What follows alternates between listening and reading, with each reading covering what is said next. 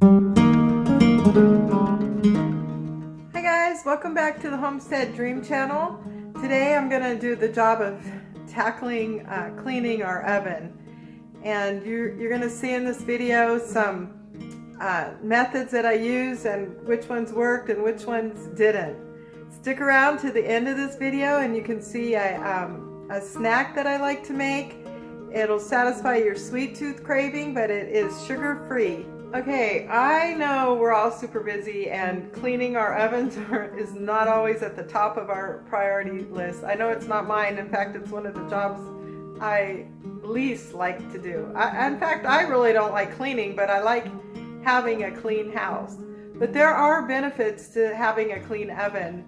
For one, it could prevent a fire or a health hazard. If your oven is clean, it will retain heat much more efficiently. Also, having a clean oven could save you money because it can help you reach your desired temperature more easily and quickly. If your oven smokes while you're cooking, it could impair the taste of your food too. So now that we've determined that cleaning your oven can save time and money, I hope this video will motivate you and that you can benefit from some of my mistakes that I've made trying different methods, and that some of the tips help you. And remember to stay tuned to the end of the video for my satisfying, sweet, delicious snack.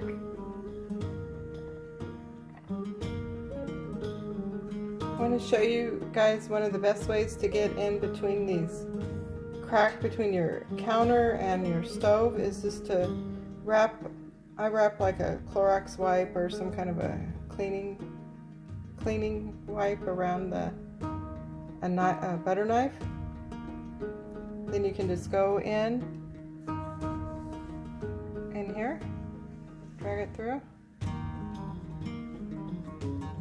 Look at that. Isn't that gross? So look at this hot mess. This is what it looks like after I had it on self-cleaning for 4 hours. I have done so many roasting of vegetables, and honestly, it's embarrassing, but I haven't cleaned this out in a while. So if you have any tips on how you clean your ovens out, please write them in the comments. I'd love to hear. I need all the tips I can get on this. I'm about to tackle this mess right now. I would really recommend you putting one of these large trash bags down to protect your floor underneath your stove. I'm going to be using these cloths that a friend of mine gave me. He got a whole bunch of these at Home Depot. So I went out to the garage to get the towels to show you which kind that I was using to wipe this down.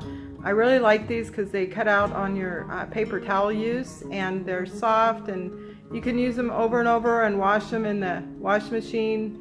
And I just use them over and over until they fall apart and get all ripped up and can't use them no more. But they really last a long time, and you get quite a bit in here. It's 100 pack.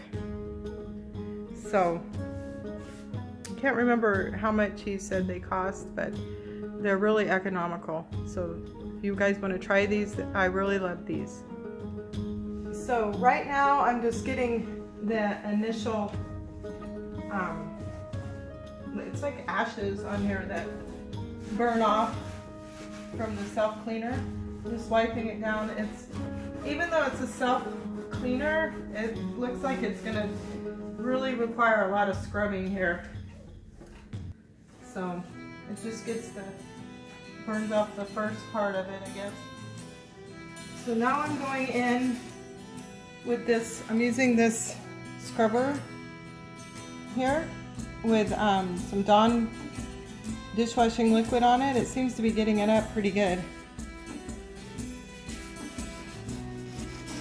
Just put a little bit of elbow grease in there. And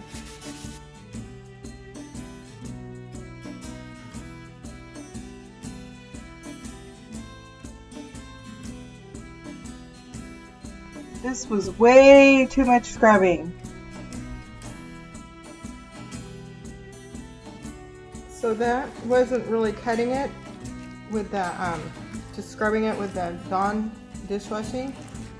So I decided to make a paste with this baking soda, and I'm going to put it on there and let it sit and see how it works.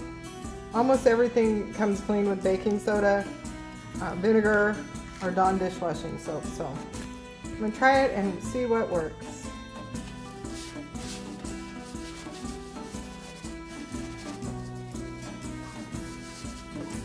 Guys, I want to tell you that self-cleaning oven is not where it's at. I expected it to, you know, clean it, and it's not worth it. You could do all these steps that I'm doing right now. You could do these and without the self-cleaning, and you don't have to heat up your kitchen. I did mine at midnight last night, so it wasn't quite as hot, but it got smoky there for a while, and it's just not worth it because you have to clean it and scrub it anyway. So for me, I wouldn't recommend using it. I'm just go straight to this step of what I'm doing. Let's see how the baking soda works, and I'm gonna let it sit there for a little bit. And in between, I have to, on top of it, my dryer has broken, so Richard made me a clothesline so I can keep up on my laundry, because if I don't do it all the time, I get really behind. So I am gonna hang up some loads of laundry in between while this is sitting, while this baking soda is sitting on the oven, and hopefully it will help lift up some of the grime and stuff, that grease that are on the oven. What I'm doing right here is I have the oven racks soaking in some really hot water and Dawn dishwashing soap. So I'm going to scrub it like I'm scrubbing the oven, and hopefully it'll come off easy. These are going to be soaking the whole time that I'm scrubbing the inside of the oven. Yay! The baking soda worked great!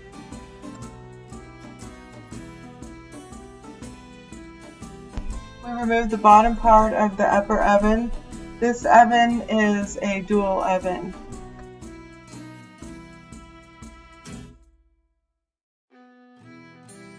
I removed the lower pan of the lower oven, and I'm cleaning it now in the sink.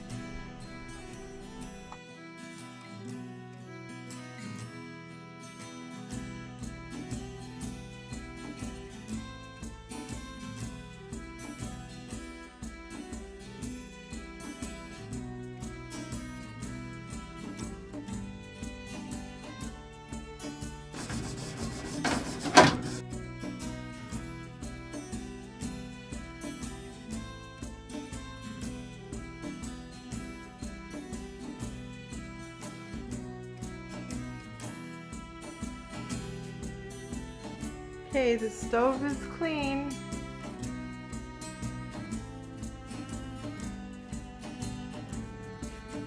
How clean it looks, a lot cleaner than it did when I first started.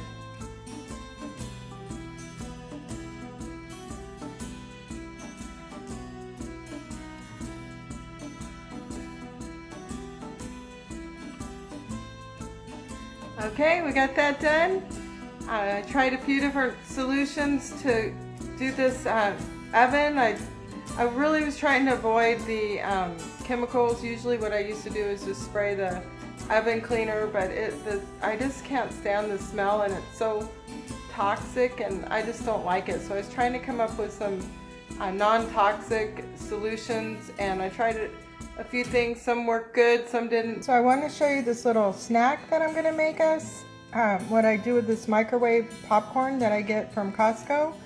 It is about 35 calories per cup, and I think there's maybe 5.5 cups in each bag if you pop this whole bag. So that would be about 175, a little bit over 175 calories if you ate this whole bag, which you probably won't because it's a whole lot. But I want to show you this easy snack that I'm going to make.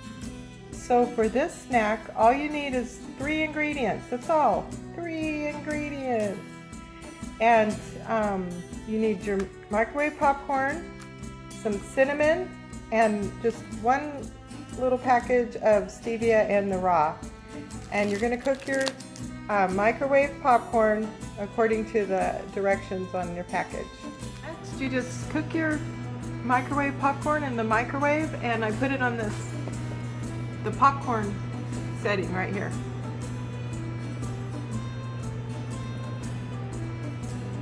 Your microwave might be different, but it just takes a few minutes. So now you just empty the popcorn now that it's all done. Be very careful because it's hot, and I wouldn't let children do this because they might burn themselves, and you know, there's hot oil and when the popcorn's popped out. I wouldn't allow them to open the bag because the contents are very hot. So you should watch them when they're doing this because you wouldn't want them to burn themselves. And then we put in our package of stevia and just sprinkle it around. Now I washed my hands, but I put on these gloves too because frankly I didn't want to take off my rings. But make sure your hands are clean before you're mixing all this in. And then you add your ground cinnamon.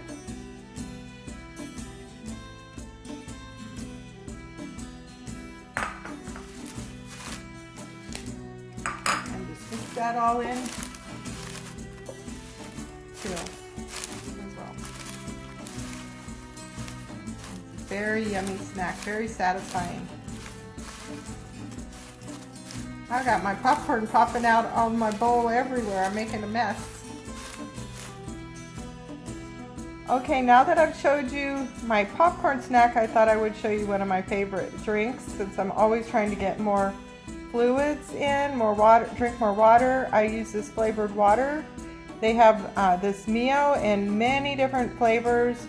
Some of them have vitamins, like this one has some B vitamins in it. Some of them have electrolytes, and it's a good way to get your water in for the day. Hey Richard, do you want to hear a joke?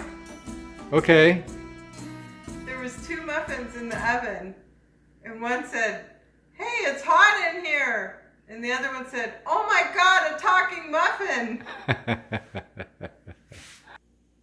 I hope you like these clean with me type videos, and thank you for joining us, and we'll see you next time right here at the Homestead Dream Channel.